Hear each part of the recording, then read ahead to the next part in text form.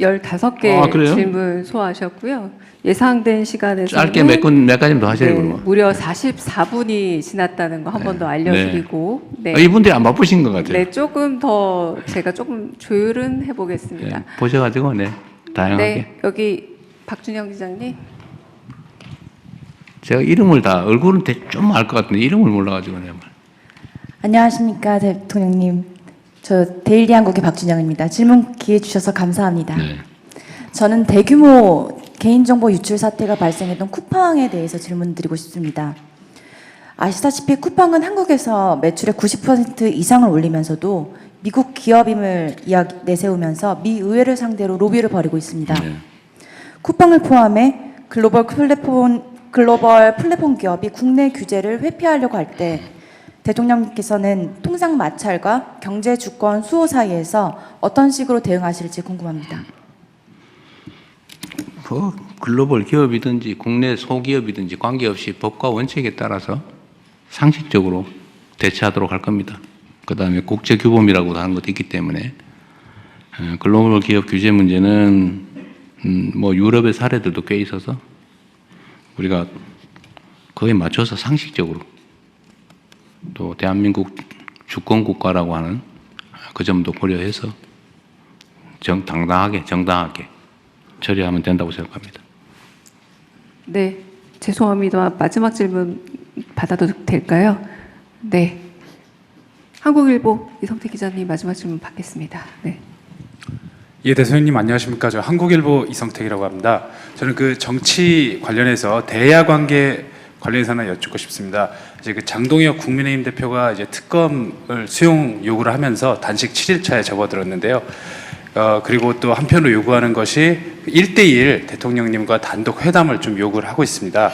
이런 정국을 대통령님께서 좀 어떻게 풀어가실 생각인지 하나가 궁금하고, 그 장동혁 대표의 그 1대1 만남 제안에 응하실 생각이 있는지 궁금합니다. 소통과 대화는 중요하죠. 야당 대표도 당연히 필요하면 만나는데 필요하고 유용할 때 만나야 되겠죠.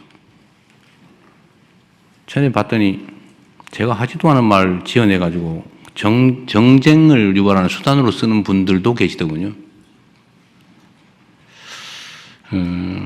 그러더라도 계속 만나기는 해야 될 것 같고, 지금은 여야 간 대화가 우선인 것 같습니다.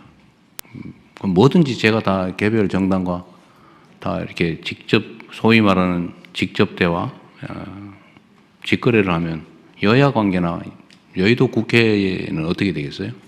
충분히 대화하고 거기서 좀 더 추가의 돌파구가 필요하거나 또는 대통령의 정치적 결단이 필요하거나 이러면 그때 만나는 게 맞다고 생각합니다. 네? 네. 좀 더 하세요. 내가 짧게 하겠네. 제가 짧게 얘기하면 될 것 같아요. 네. 여기 여기 앞에 성함이 누군데 기억이 안 나. 한번 무슨 말씀인지 한번 해보십시오. 저한테 좀 사각지대라서 네, 죄송합니다. 네. 중앙일보 우현석 기자. 중앙일보요? 네, 저한테 딱 사각지대였습니다. 그러게. 네. 중앙일보 우현석 기자입니다.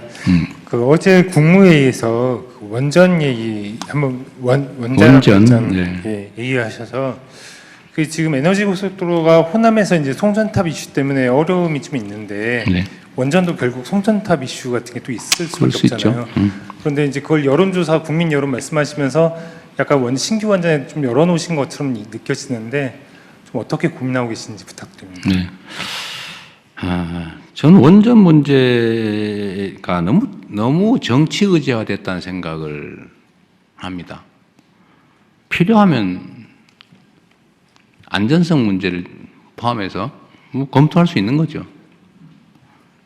근데 이게 마치 그 이념 전쟁의 도구처럼 이렇게 인식되는 게 바람직하지 않다는 생각입니다.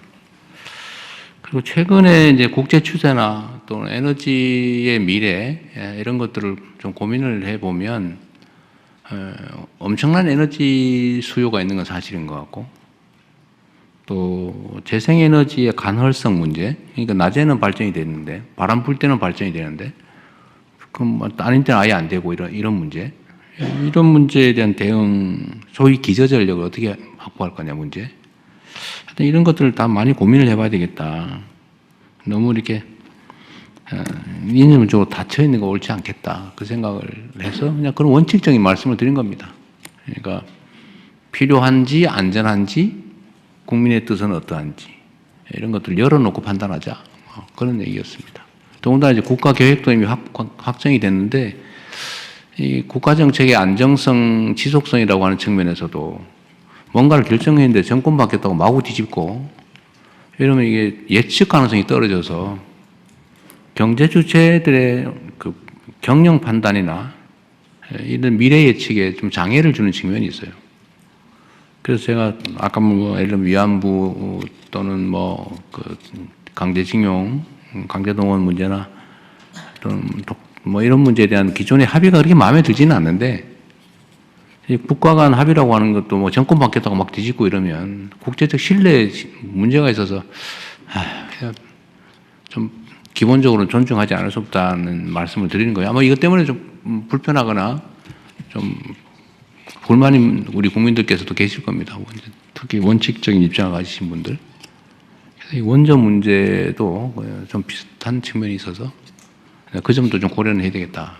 이미 정기 기본 계획에 넣어놨는데 그리고 국제적으로 보면 원전 수출이 아주 중요한 저희 과제이기도 하잖아요.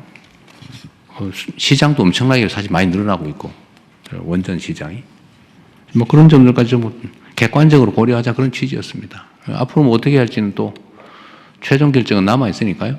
좀 공론화도 거치고 의견 수렴도 하고 논쟁도 하고 좀 열어놓고 하자 그런 말씀이었습니다. 네.